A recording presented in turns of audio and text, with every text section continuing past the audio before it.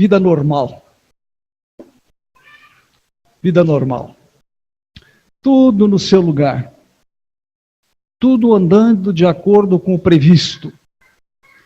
Até que, de repente, uma interrupção completamente inesperada. Algo novo, uma informação, uma orientação, um quadro novo. E aí você pensa, por que Deus complica quando Ele podia facilitar? Havia um homem, e nós vamos falar a respeito de um homem, porém eu devo destacar que nós vamos falar a respeito de um homem, mas o personagem mais importante, ele não é visível, ele é invisível, é Deus. Na verdade, a Bíblia, ela é um livro sobre Deus, ela não é um livro sobre homens. Ela conta a história de homens, ela relata experiências de homens, mas para mostrar quem é Deus. Havia um homem. Ele vivia numa época difícil, uma época negra no seu país. Tinha um rei que praticava o mal contra o seu próprio povo. Na verdade, o ânimo do povo, o estado do povo era de aflição, era de tristeza, era de preocupação por tudo aquilo que estava acontecendo, e já acontecia há bastante tempo. Cada vez que trocava o rei, havia aquela esperança de que, bom, agora as coisas vão melhorar, agora as coisas vão mudar, mas parece que elas mudavam sempre para pior. E o quadro não era muito favorável. Nesse contexto, este homem servia ao Senhor. Ele era profeta, dava conselhos, exortava publicamente, exortava o povo. De certa forma, como todo profeta, ele trazia esperança em meio ao caos que predominava no meio do seu povo. Ele era útil. Ele era alguém útil, ele era alguém necessário, ainda que o seu trabalho aparentemente resultasse infrutífero. Não haviam grandes coisas acontecendo. Muitas vezes ele mesmo se sentia inútil ali naquele meio. O nome desse homem, Jonas. Sua cidade, Gat-Hefer. Seu país, Reino de Israel. Reino do Norte, as 10 tribos do Norte. O rei Jeroboão II, a sua época, por volta do ano 760 antes de Cristo. E lá estava Jonas, um dia normal, tudo correndo de acordo com o planejado, ou tudo pacato, como acontecia na sua vida. Talvez ele estivesse ali olhando a sua agenda para ver quais seriam as atividades daquela semana, até que, de repente, abra sua Bíblia em Jonas capítulo 1, gostaria que nós lêssemos versículos 1 e 2. Jonas, capítulo 1, versos 1 e 2. Jonas está escondido, certo? Depois dos grandes profetas, Isaías, Jeremias, Lamentações de Jeremias, Ezequiel, Daniel, Oséias, Joel, Amós, Obadias, Jonas. E aquele dia transcorria normal, talvez olhando lá, pensando no que seriam as suas atividades, qual a visita que ele faria, quais os encontros que ele teria, quando a palavra do Senhor veio a Jonas, filho de Amitai, com esta sugestão, com esta ordem: vá depressa à grande cidade de Nínive e pregue contra ela, porque a sua maldade subiu até a minha presença. Jonas, profeta, Israel, Reino do Norte, um contexto difícil, o profeta ali era necessário, o rei fazia coisas erradas, o rei praticava o mal, ali estava aquele homem de Deus, servo de Deus, exortando o rei, transmitindo esperança para o povo. Ele era necessário, mas agora Deus incumbe Jonas de pregar no outro lugar. Há uma ordem para que ele vá pregar em Nínive. Nínive era a capital do reino da Assíria. Quando Deus vai fazer alguma coisa, ele sempre envolve alguém em seus planos. Ele vai fazer, mas ele busca essas parcerias, ele chama, ele incumbe pessoas das suas tarefas, das suas missões, ele envolve pessoas nos seus planos. Ele toma a iniciativa bem antes do acontecimento realmente ocorrer. Deus sempre começa com alguém. Deus sempre começa com alguém. Deus olhou para Nínive e ele pensou em Jonas. Por que Jonas? Bom, Deus é quem sabe por que Jonas. O certo é que, quando ele escuta esta ordem de Deus, Jonas deve ter pensado, por que é que Deus complica, quando ele bem que podia facilitar? Talvez Jonas pensasse, Senhor, eu já tenho bastante trabalho aqui, eu não dou conta de tudo que eu tenho que fazer, Senhor, a situação aqui é caótica, é difícil, eu sou necessário aqui, é preciso um mensageiro do Senhor aqui.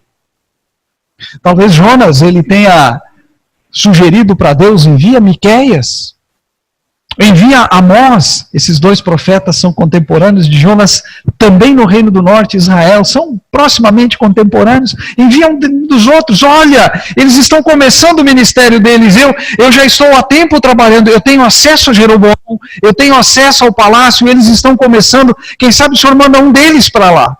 Por que Deus complica? Quando bem que ele podia facilitar. Deus incumbe Jonas de pregar em Nínive. E sabe o que Jonas faz? Jonas decide abandonar o Senhor. Versículo 3, nós lemos, mas Jonas fugiu da presença do Senhor, dirigindo-se para Tarsis. Desceu à cidade de Jope, onde encontrou um navio que se destinava àquele porto. Depois de pagar a passagem, embarcou para Tarsis para fugir do Senhor. Jonas abandonou o Senhor, ou tentou abandonar o Senhor. A ordem de Deus, ela não foi lógica para Jonas. Assim como muitas vezes as ordens de Deus não são lógicas para nós. Nós, como Jonas, talvez nós dividimos as pessoas em vários grupos, entre aquelas que merecem ser salvas e aquelas que não merecem ser salvas. Nós dividimos as pessoas entre aquelas que podem ser salvas e aquelas que, olha, não tem nenhuma perspectiva de que venham a ser salvas. Deus pretendia que o seu caráter justo fosse manifestado em Nínive. Ele queria que a maldade de Nínive, que os malfeitos de Nínive, que o pecado daquela cidade, que a idolatria, o paganismo daquela cidade fosse denunciado. E quem ele quer que vá lá? Jonas. Todos nós, como Jonas, temos o direito de escolher entre obedecer e não obedecer. A desobediência, assim como a obediência, ela é uma escolha. A desobediência é uma decisão, é uma opção pessoal, é uma opção livre. Deus dá ordem. Jonas podia, como de fato fez, não obedecer. Deus nos dá ordens. Eu posso livremente escolher não obedecer. Deus não nos obriga a nada. Deus não nos obriga a nada. Sendo assim, tendo esta liberdade de escolher entre obedecer e não obedecer, Jonas entrou num processo de racionalização. Não podemos saber quanto tempo isso levou. Se foi algo rápido, imediato, naquela noite, para que no dia seguinte já tivesse uma decisão, se levou um tempo, não sabemos. Mas Jonas passou a ponderar, a avaliar a ordem de Deus. Na sua racionalização, talvez ele tivesse pensado ir para a capital dos assírios. Os assírios eram um povo especialmente cruel. as suas conquistas militares, as suas conquistas territoriais, elas aconteciam debaixo de uma violência desenfreada. Eles tratavam com extrema maldade, extrema crueldade os seus inimigos. Coisas do tipo esfolar o camarada vivo, tirar toda a pele do seu corpo. Coisas como, depois de tirar a pele, de esfolar o camarada, cravar uma estaca nas suas costas e levantá-lo e deixá-lo exposto, paralisado até morrer. Eles não primavam pelos direitos humanos. Eles eram violentos, eles massacravam, eles tratavam com crueldade, eles eram impiedosos. E Jonas pensa, eu tenho que ir lá na capital e pregar condenação para eles. E se eles me prenderem, de que jeito eles vão me tratar? Como é que eles vão me tratar? O que vão fazer comigo? Vou ser preso, vou ser torturado. E a minha família, e a minha amada esposa, e talvez medo, pavor, diante daquilo que poderia estar reservado para ele lá na frente. Talvez por conta de tudo aquilo que ele conhecia a respeito dos assírios e suas conquistas, Jonas pensasse, mas esse povo não merece compaixão, esse povo não merece pena.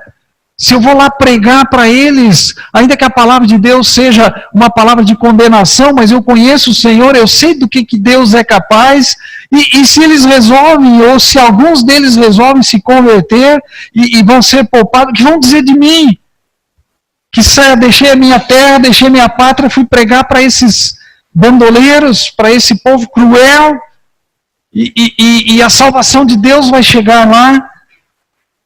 E aí Jonas, quem sabe, preocupado com o seu próprio prestígio, diante da opinião pública lá da sua cidade, do seu país. Talvez Jonas, no seu processo de racionalização, pudesse ter pensado que Deus mande outro. Porque sempre tem outro. Deus não é Deus de plano A, plano B, mas Deus, se você desobedece, se você não vai, Deus tem os seus instrumentos. Jó, muito tempo antes de Jonas, ele havia compreendido isso e ele disse, Senhor, eu bem sei que tudo podes e nenhum dos teus planos pode ser frustrado. Se o Senhor quer fazer alguma coisa, o Senhor vai fazer alguma coisa. E se o Senhor não vai fazer através de mim, porque eu sou duro, sou teimoso, eu desobedeço, o Senhor vai fazer através de outro. E talvez Jonas tivesse pensado, não, Deus vai fazer. Ele não precisa de mim, eu vou pular fora, eu vou sair desse caminho, eu vou renunciar ao ministério profético, eu vou deixar minha cidade, eu vou deixar de andar com Deus, eu vou fugir da presença de Deus, eu não quero ouvir essa ordem, Deus que mande outro. E como nós, Jonas entrou nesse processo de transferência de responsabilidade.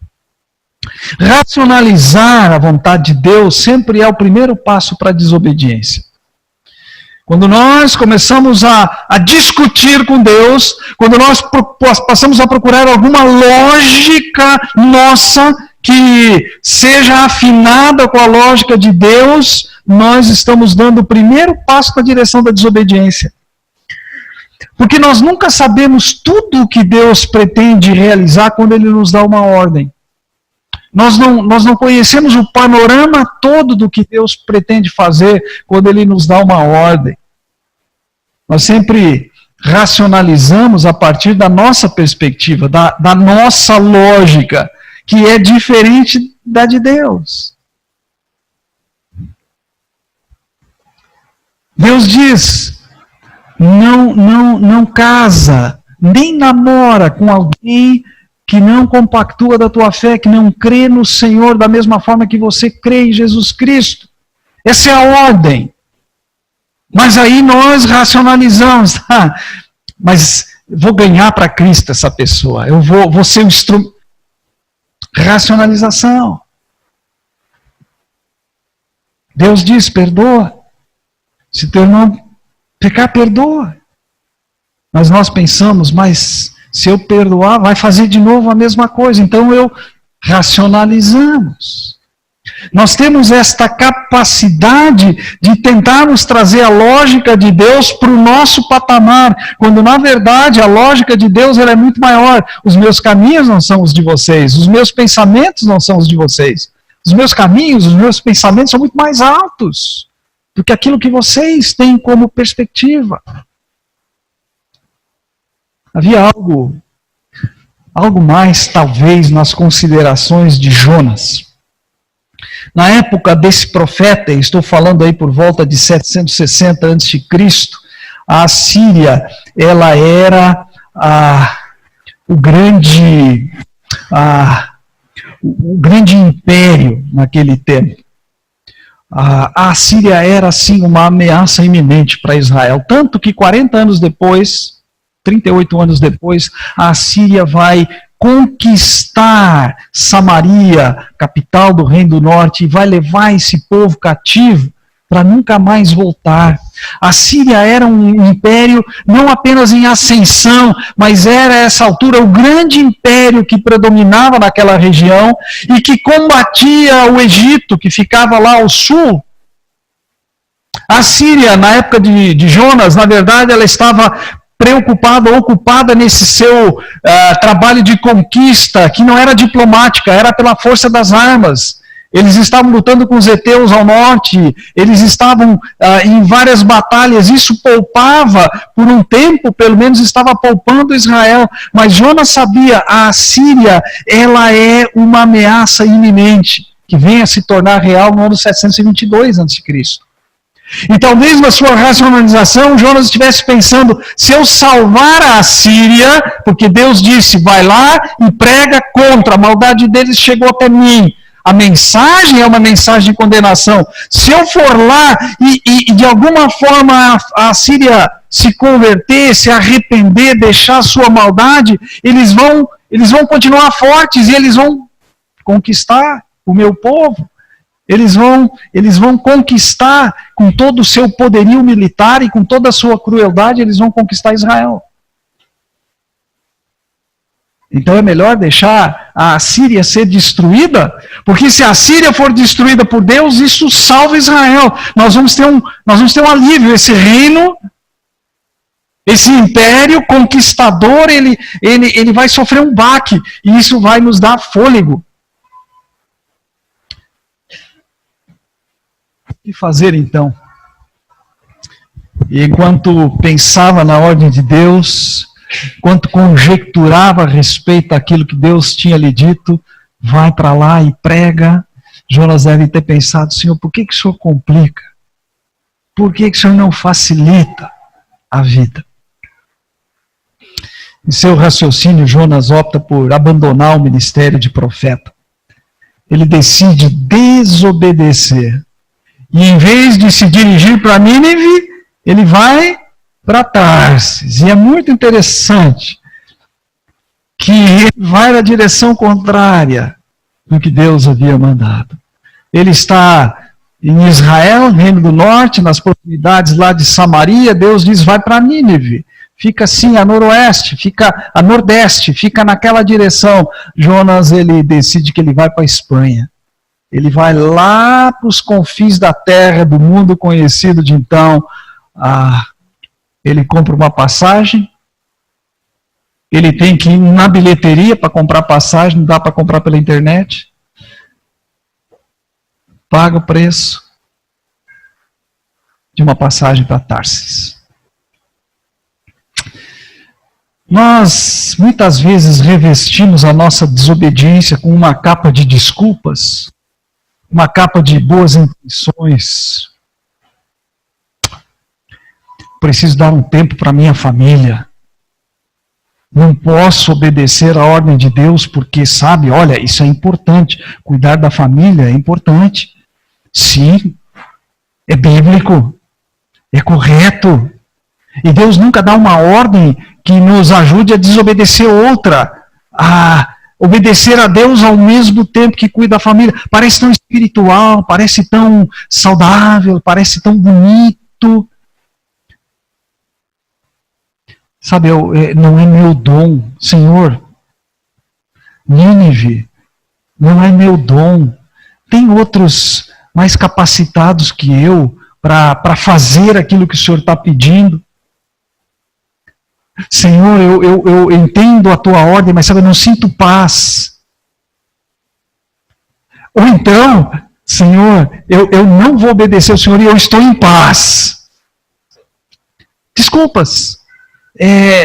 Capas de maquiagem. As racionalizações, elas são o veneno paralisante da obediência. As racionalizações tendem a nos levar na direção contrária àquilo que Deus deseja de nós. As racionalizações, elas ocupam um lugar do Espírito Santo na nossa vida, e o Espírito Santo quer que a gente obedeça sem discussão.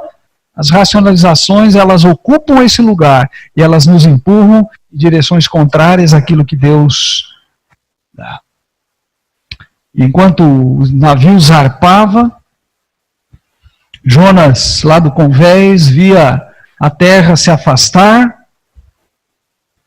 talvez uma lágrima teimando em sair do seu olho, e lá no íntimo ele deve ter pensado, por que Deus complica, quando ele podia facilitar a vida? Não conheço vocês, todos. Talvez você já tenha embarcado numa viagem para longe de Deus. Ou esteja pensando em fazê-lo. Talvez até já tenha comprado a passagem. Só esperando para dar a hora de embarcar. Talvez seus planos, tão bem elaborados, tão bem construídos, talvez seus planos tenham sido interrompidos. E uma ordem vinda do Senhor, uma intervenção do Senhor na sua vida obrigue você a mudar os seus planos. Ou, quem sabe, você se julga incapaz de obedecer. E eu não duvidaria até mesmo que, de repente, você, diante da ordem de Deus, da intervenção de Deus na sua vida, você esteja questionando a própria sanidade de Deus. Deixa eu dizer uma coisa para você. Deus não vai deixar você fugir. Ouviu? Deus não vai deixar você fugir. E esse é o terceiro ponto nessa história. Versículo 4 em diante, Jonas comprou a passagem, Jonas embarcou no navio, o navio zarpou, ele quer fugir da presença do Senhor, ele pretende se afastar de Deus. O Senhor, porém, fez soprar um forte vento sobre o mar e caiu uma tempestade tão violenta que o barco ameaçava arrebentar-se. Todos os marinheiros ficaram com medo, e cada um clamava ao seu próprio Deus, Deus com D minúsculo, e atiraram as cargas ao mar para tornar o navio mais leve. Enquanto isso, Jonas, que tinha descido ao porão e se deitara, dormia profundamente. O capitão dirigiu-se a ele e disse: como é que você pode ficar aí dormindo? Levante-se, clame ao seu Deus, talvez ele tenha piedade de nós e não morramos. Então os marinheiros combinaram entre si: vamos lançar sortes, vamos fazer um sorteio aqui, para descobrir quem é o responsável por esta desgraça que se abateu sobre nós. Lançaram sortes e a sorte caiu sobre Jonas. Por isso lhe perguntaram: diga-nos, quem é o responsável por esta calamidade? Qual é a sua profissão? De onde você vem? Qual é a sua terra? Que povo você pertence? Eu imagino que no meio daquele temporal, eles falaram todos ao mesmo tempo. Para fazer tanta pergunta, um fez uma pergunta, outro fez outra, tudo ao mesmo tempo, porque foi um interrogatório. Ele respondeu: eu sou hebreu, adorador do Senhor, o Deus dos céus, que fez o mar e a terra. Então os homens ficaram apavorados e perguntaram: o que foi que você fez? Pois sabiam que Jonas estava fugindo do Senhor, porque ele já lhes tinha dito. Quando embarcou no navio, talvez alguém perguntou: escuta, você vai para Tarsis, você tem família lá? Não. Você vai fazer comércio? Não. Você está pensando em tirar umas férias para lá? Vai comprar uma propriedade? Não. Então por que você vai para tão longe? E aí, estou fugindo, Senhor. Ele já tinha dito isso. Era o desejo do seu coração, e a boca fala daquilo que o coração está cheio. Ele tinha expressado isso. E agora os homens estavam apavorados com o que estava acontecendo. Versículo 11, visto que o mar estava cada vez mais agitado, eles lhe perguntaram, o que devemos fazer com você para que o mar se acalme? Respondeu ele, pegue-me, jogue-me ao mar e ele se acalmará, pois eu sei que é por minha causa que esta violenta tempestade caiu sobre vocês. Ao invés disso, os homens se esforçaram ao máximo para remar de volta à terra, mas não conseguiram, porque o mar tinha ficado ainda mais violento. Eles clamaram ao Senhor, Senhor, e agora eles estão falando com o Senhor, Senhor, nós suplicamos, não nos deixes morrer por tirarmos a vida deste homem, não caia sobre nós a culpa de matar um inocente, porque tu, ó Senhor, fizeste o que desejavas. Em seguida pegaram Jonas e o lançaram ao mar enfurecido, e este se aquietou. Ao verem isto, os homens adoraram o Senhor com temor, oferecendo-lhe sacrifício e fazendo-lhe votos. O Senhor fez com que um grande peixe engolisse Jonas, e ele ficou dentro do peixe 3 dias e 3 noites. Deus não abandona Jonas. Jonas abandonou o Senhor. Deus não abandona Jonas e transforma o mal em bem. Eu penso que nós temos que levar a sério esta lição. Deus não deixa os seus filhos, se afastarem dele sem demonstrar compaixão pelos seus filhos. Ao desobedecer, Jonas provoca uma sucessão de eventos difíceis, que na verdade são manifestações da disciplina, são manifestações da compaixão de Deus. A grande lição deste capítulo é a seguinte: em compaixão, Deus lida com a desobediência de Jonas sem mudar, sem interferir em seus propósitos. Os propósitos de Deus estavam claros. Jonas não estava afinado com esses propósitos. Deus vai lidar com a desobediência de Jonas sem mudar os seus planos. E é assim que Deus faz. É interessante observar as manobras de Deus para impedir a fuga de Jonas. Não sei se você acompanhou enquanto a gente lia aqui. Ventos, tempestades, tudo isso fez o barco parar de se afastar de Jope em direção a Tarsis. Uma tempestade que o sistema de meteorologia não tinha previsto. E se abateu sobre o navio. Deus fez os marinheiros descobrirem que Jonas era a causa de tudo. E eu acho sutil e interessante a maneira como ele havia se denunciado e agora eles pegam um camarada que está dormindo profundamente, está todo mundo apavorado e o cara está roncando e eles sacodem, eles o acordam e eles descobrem, ele é a causa de tudo. Quando eles ainda pensam, de alguma forma, vamos pela nossa força, e rema para tentar chegar em terra firme, o vento fica mais forte.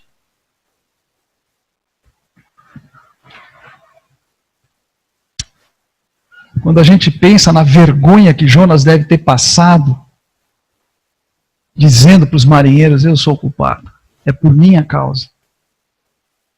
E joga no mar. Se livrem de mim. Eu sou a causa de tudo que está acontecendo para vocês. Toda esta tempestade, esse mal que se abateu sobre vocês, eu sou culpado. Porque o crente, quando está em desobediência de Deus, ele é uma vergonha. Ele é uma vergonha. Nem sempre para si mesmo, mas é uma vergonha para aqueles que observam a sua vida. Deus proveu um grande peixe para impedir Jonas de morrer afogado. Aliás, Jonas é um suicida fracassado. Queria morrer e Deus não deixa. Nem isso Deus deixa. E joga no mar, sem colete. E ele cai. no capítulo 2, versículo 10, nós vemos que não só ele é um suicida fracassado, Jonas é um camarada intragável, certo? Que o peixe o vomita na direção de Nínive, cospe fora na direção de Nínive. E Deus transforma o mal em bem. Os marinheiros conhecem o Senhor. Os marinheiros chamam Yahweh pelo seu nome. Os marinheiros oram a Deus. Os marinheiros adoram a Deus. Os marinheiros se convertem a Deus. Há males que vêm para o bem. Há males que redundam em bem. E Deus tem a grande capacidade de pegar o erro, a desobediência, o pecado e fazer com que isso redunde em glória e em honra para Ele. E aqueles marinheiros, eles adoraram o Senhor com temor, oferecendo-lhe sacrifício e fazendo-lhe votos. Do paganismo para a adoração ao Senhor. Jonas, na verdade, está enfrentando esta incontida compaixão de Deus. Um Deus que cuida dos seus enquanto busca os perdidos. Apesar da sua insensibilidade, da sua rebeldia, da de Jonas, Deus está agindo e continua agindo de forma salvadora. E Deus, naquele navio que chacoalhava no meio daquela tempestade, um navio cheio de homens que tinham perdido qualquer esperança, Deus dá um prenúncio daquilo que Ele quer fazer, e por isso Ele envia Jonas para Nínive. Jonas dorme, Deus age. Quando jogaram no mar, Jonas entendeu que ia morrer, e que todo o seu dilema estava chegando ao fim. Ele tinha conseguido fugir da presença do Senhor, mas então aquele grande peixe veio e o tragou. E enquanto ele passava pelo esôfago do bicho, ele talvez tenha pensado, por que Deus complica quando Deus podia facilitar? Esse livro de Jonas, eu tenho ouvido e lido muitas coisas a respeito dessa narrativa. Existem aqueles que entendem que o livro ele demonstra e ele enfatiza o amor, a paixão, o interesse de Deus pelos perdidos, pelas nações. E não são poucas as conferências missionárias em que o livro de Jonas ele é base para esse tipo de anúncio. Outros falam e ensinam a respeito da disciplina de Deus, que trata com seus filhos, que resgata os seus filhos. Existem ainda aqueles que entendem nesse livro uma expressão, uma manifestação da soberania de Deus. O Deus que controla os ventos, as tempestades, o grande peixe, mas que também lá no capítulo 4 comanda aquele pequeno verme, aquele vento oriental quente. Mas eu tenho a impressão, e eu quero repartir com vocês, e é o que nós vamos fazer nessas semanas. E, na verdade, a ênfase, a mensagem deste livro, ela fala a respeito de uma compaixão de Deus, que não dá para represá-la. Deus é incontido na sua compaixão. Talvez pudéssemos usar aqui a ideia de graça, que foi cantado aqui há pouco, uma graça que é irresistível. Mas o último versículo, capítulo 4, ele fala a respeito disso. Compaixão. Compaixão, a incontida compaixão de Deus. Com base nesse primeiro capítulo, eu penso que existem algumas lições que nós precisamos considerar a respeito dessa compaixão de Deus. Desta compaixão incontida de Deus diante até mesmo da nossa desobediência. Uma lição é que mesmo diante da nossa desobediência, Deus não paralisa. Deus não fica paralisado, chocado. Deus ele vai mostrar compaixão.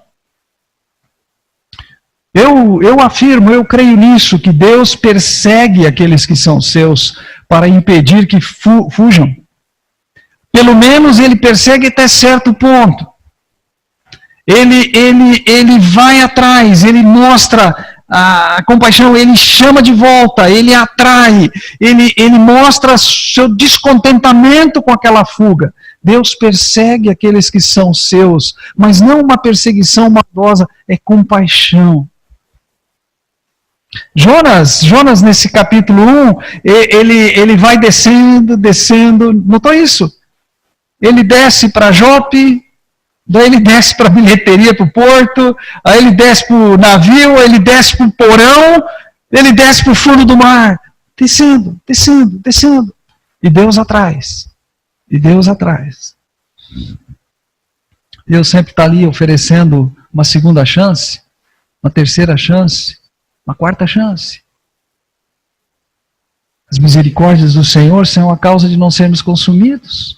Foi o que foi lido no início do culto. Essas misericórdias se renovam vez após vez, dia após dia. Compaixão incontida e ilimitada de Deus. O Senhor mobiliza os seus recursos infinitos para manifestar a sua compaixão por nós quando nós discutimos ou quando nós resistimos ao seu comando. Mesmo diante da nossa desobediência, Deus não paralisa e mostra compaixão. Segunda lição importante: a nossa desobediência não impede Deus de demonstrar a sua compaixão. Aquele barco no qual Jonas embarcou, aquilo ali não foi coincidência. Aqueles marinheiros, não foi uma mera coincidência, tampouco aquela tormenta não prevista, tudo isso fez parte deste plano maravilhoso de Deus, deste plano compadecido de Deus. Deus transforma o mal em bem, enquanto ele disciplina Jonas, enquanto ele freia a fuga de Jonas, enquanto ele impede que Jonas se afaste ainda mais, Deus salva um bando de marinheiros apavorados. Aquela compaixão incontida de Deus. Ele não deixou os marinheiros à sua própria mercê, ele os atrai, ele os salva. A nossa desobediência, ela não impede Deus. Ele não só não paralisa, como ele continua agindo e ele demonstra a sua compaixão. E uma terceira lição, muito importante para nós: Deus salva quem ele quer salvar. Conosco ou sem nosco. Com a nossa cooperação ou sem a nossa cooperação. Com a nossa parceria, o nosso envolvimento, a nossa obediência, ou sem a nossa obediência. Deus salva quem Ele quer. Isso não está ligado com quem nós somos, mas com quem Deus é. Isso não depende de mérito. Isso é graça. Esta compaixão incontida de Deus. Tormentas são situações em que muitas vezes nós pensamos: por que Deus complica? Quando Ele podia facilitar. Por que essa tormenta tem que vir agora? Por que essa tempestade se abate sobre mim? Por que isso? Tormentas são boas oportunidades também de nós conhecermos a Deus, especialmente de nós conhecermos o poder que emana dessa compaixão incontida que Deus tem por aqueles que são seus e por aqueles que ainda não são seus. Se você está numa rota de fuga, se você está no processo de racionalização, se você não está entendendo, se você está pensando por que as coisas estão complicadas, pensa na compaixão de Deus. Na história de Jonas, que nós vamos ver nas próximas semanas, ela vai chegar a um fim que não é exatamente um fim literário, mas a sua compaixão ficará esclarecida para Jonas e para nós. E esta compaixão, ela nos ensina a sempre olharmos para Deus, sabendo que Ele é bom, que Ele faz o bem, que os seus planos perfeitos, exatos, os seus planos não vão mudar se eu, você ou nós todos resolvermos desobedecer. Os planos dele envolvem-nos e Ele quer o nosso envolvimento, mas se nós desobedecemos, ele nos persegue até o ponto que nós voltemos para ele. Curve a sua cabeça e vamos orar.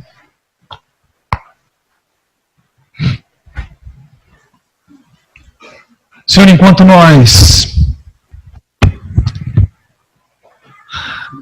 conhecemos o Senhor, enquanto nós pensamos que estamos andando nos teus caminhos e fazendo a tua vontade, enquanto nós buscamos te servir com liberalidade, com liberdade, ajuda-nos a compreender que quando os nossos planos são interrompidos, ou quando a nossa agenda é mudada, ou quando os nossos sonhos são momentaneamente desfeitos, ou quando uma ordem vinda da parte do Senhor chega de forma inesperada na nossa vida, isso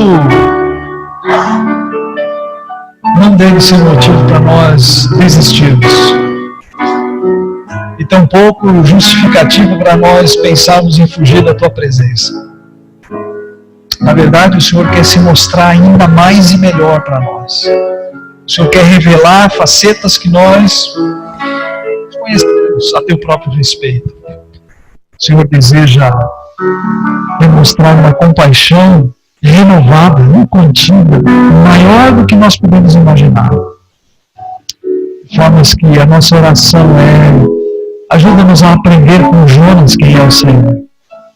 Ajuda-nos a nos maravilhar com aqueles marinheiros que descobriram quem é o Senhor no meio de uma situação de perdição.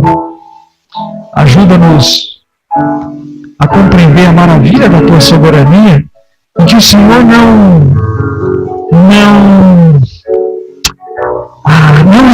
limita os seus recursos quando se trata de cuidar de nós, de impedir que fujamos da tua presença.